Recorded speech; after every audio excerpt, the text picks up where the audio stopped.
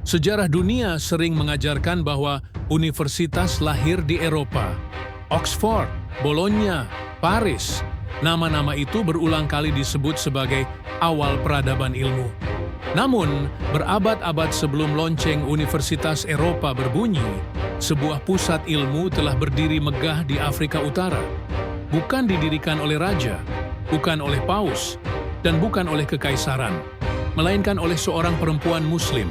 Namanya Fatimah Al-Fihri. Dan kisahnya jarang sekali diajarkan.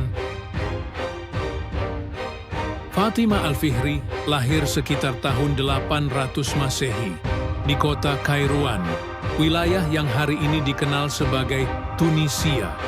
Ia lahir dalam keluarga pedagang Muslim yang makmur, di masa ketika dunia Islam sedang berada dalam puncak kebangkitan ilmu. Ayahnya, Muhammad Al-Fihri, bukan bangsawan. Ia adalah saudagar, tetapi juga seorang yang sangat menghargai pendidikan. Bagi keluarga ini, ilmu bukan sekadar hiasan, melainkan tanggung jawab spiritual. Ketika tekanan politik dan peluang ekonomi memaksa banyak keluarga hijrah, keluarga Al-Fihri pindah ke Fez, Maroko, sebuah kota yang kelak menjadi simpul peradaban dunia. Di Fez, Fatimah tumbuh dalam lingkungan yang menjadikan ilmu sebagai ibadah. Ia mempelajari Al-Quran sejak kecil, mendalami fiqh, bahasa Arab, dan ilmu hitung. Pada masa itu, pendidikan bagi perempuan tidak dilarang, tetapi jarang diberi ruang sejarah. Fatimah bukan sekadar belajar untuk mengetahui, melainkan untuk memahami. Ia hidup di zaman ketika masjid bukan hanya tempat salat, tetapi pusat diskusi, pengajaran, dan pencarian kebenaran. Dan di sanalah, secara perlahan, sebuah gagasan besar mulai tumbuh. Tak lama setelah menetap di Fez, Fatimah kehilangan ayahnya. Tak lama berselang, saudara perempuannya juga wafat. Duka itu datang bersama sebuah kenyataan besar, warisan kekayaan yang sangat besar.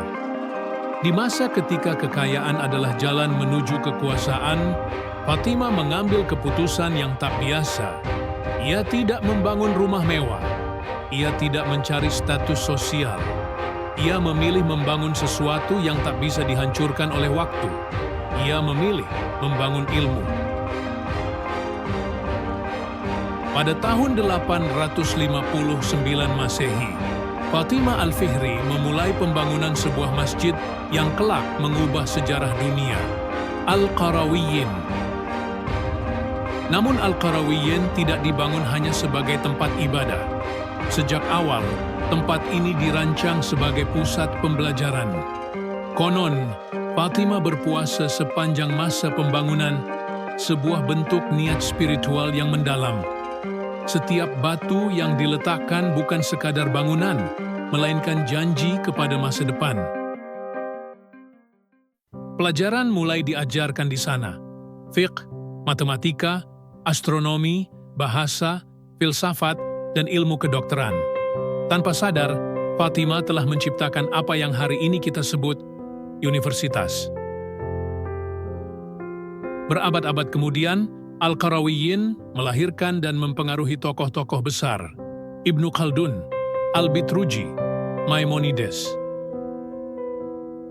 Dari Fez, ilmu mengalir ke Andalusia.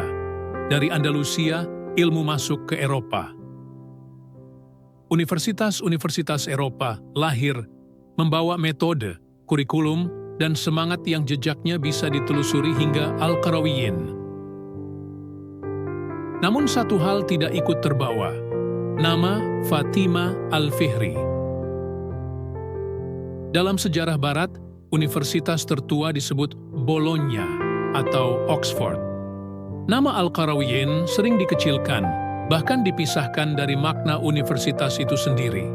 Dan pendirinya, seorang perempuan Muslim, nyaris tidak pernah disebut.